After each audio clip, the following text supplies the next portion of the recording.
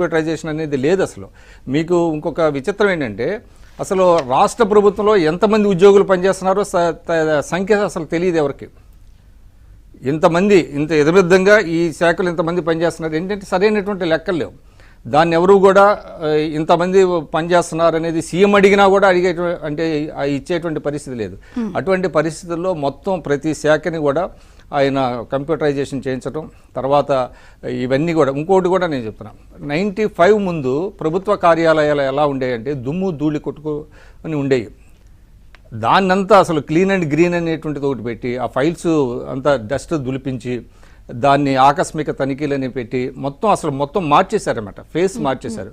అంటే ప్రభుత్వం ఏంటంటే అసలు అంటే మన బ్రిటిష్ పరిపాలనలో ఏమైందంటే ప్రజలు అధికారుల చుట్టూ తిరగాల్సినటువంటి పరిస్థితి వచ్చేది. అసలు ప్రజాస్వామ్యానికి అర్థం ఏంటంటే అధికారులే ప్రజల దగ్గరికి వెళ్ళాలి. అంటే ప్రజలను తమ చుట్టూ తిప్పుకునేవాళ్ళు అధికారులు.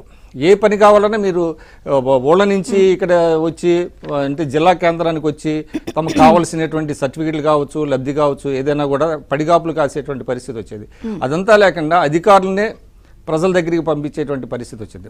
ఆ విధంగా మీకు విషయాలన్నీ మీరు మీ బుక్ లో కూడా రాశారు కదా, చాలా డీటెయిల్డ్గా రాశారు.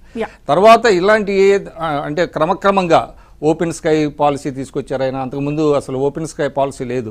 తర్వాత ఇంకోటి ప్రధానంగా చెప్పాల్సింది ఏంటంటే ఇందులో ఎలక్ట్రానిక్ పరిపాలన దీంట్లో మీకు స్ప్రింక్ అండ్ డ్రిప్ ఇరిగేషన్ అనేటువంటి తీసుకొచ్చారు. కుప్పంలో పైలట్ ప్రాజెక్ట్ తీసుకొచ్చారు. అప్పుడు చాలామంది నవ్వేవాళ్ళు, అంటే ఎంత ఒక మొక్కకి ఎన్ని నీళ్లు కావాలి అనేది కూడా కంప్యూటర్లో తెలుస్తుందా, ఇది ఎట్లా తెలుస్తుంది అనేవాళ్ళు.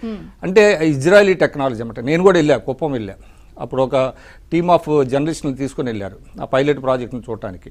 అంటే వాటర్ స్కేర్సిటీ ఉన్న చోట, అంటే ఇజ్రాయెల్ అసలు వాటర్ ఉండదు కదా, కానీ అక్కడ బ్రహ్మాండమైనటువంటి ఉత్పత్తి ఉంది, ఉత్పాదకత ఉంది, అంటే ప్రొడక్షన్ ఉంది, ప్రొడక్టివిటీ కూడా ఉంది. ఎందువల్లంటే మనం ఎక్సెస్ వాటర్ పెడతా ఉంటాం.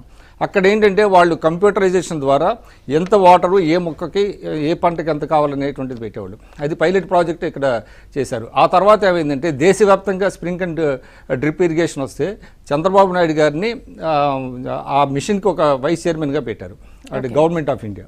అంటే ఈ విధంగా మీకేంటంటే మీకు చూడండి అసలు ఆంధ్రప్రదేశ్లో వచ్చినప్పుడు రెవల్యూషను 95 తర్వాత క్రమంగా దేశం అంతా వెళ్ళింది తప్ప ఫస్ట్ ఏపీలో వచ్చింది. నేను అనుకోవటం ఏంటంటే ఇప్పుడు వాట్సాప్ గవర్నెన్స్ కూడా డెఫినెట్గా అదే విధమైనటువంటి దీంట్లో వెళ్తుంది. ఇంకా 160 సేవలు అంటున్నారు, దాన్ని 300కి విస్తరిస్తారంటున్నారు. మీరు ఇందాక చెప్పినట్టుగా ప్రారంభంలో ఏమైనా చిన్న చిన్న లోటుపాట్లు ఉన్నప్పటికీ కూడా అవన్నీ తీస్తారు. కానీ టెక్నాలజీని ఎవరు ఆపలేరండి. అంటే సుపరిపాలన అనే దానికి టెక్నాలజీని ఉపయోగించాలి, అదే జరుగుతున్నది. టీడీపీ మహిళా నేత AP cultural creative committee chairman Tejaswi Podipati గారు. తేజస్వి గారు నమస్తే, బ్రేక్ఫాస్ట్ న్యూస్ కి స్వాగతం. సో ఓపెన్ చేయగానే యాప్ లో మీ సౌకర్యమే మా ప్రాధాన్యం అంటూ